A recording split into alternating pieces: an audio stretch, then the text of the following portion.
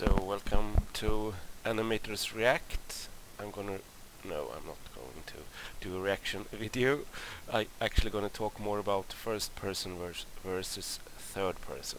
So in a first person game, of course, you still have like the enemies and everyone else is sort of third person.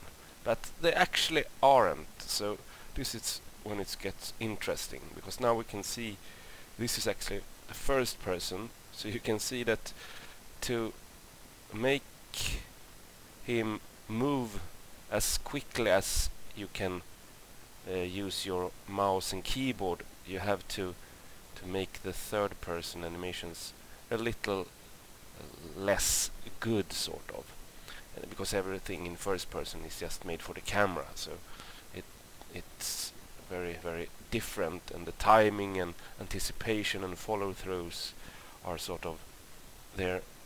You don't have time for that in first-person games, because you want to have it really responsive.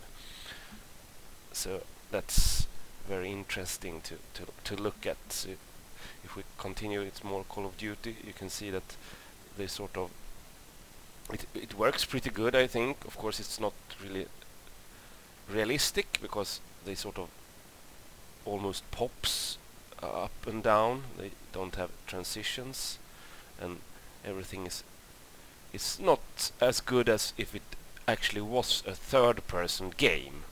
A third-person game when everything is driven by the animations instead of how fast you can actually move your mouse and controllers. So this is pretty fun. Yeah, it's jumping and landing. Looks great.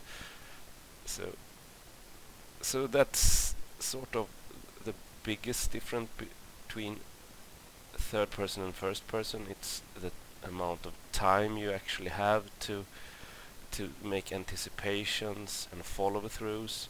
So if it's a third person game, you can see them doing transitions, so they actually start doing a jump, and then when they land, they follow through with the landing and such things. But you don't have time for that in first person, so it's much more. It looks very different when you can actually see how the first person animations would look on a third person character, which by accident has happened in these videos in Call of Duty.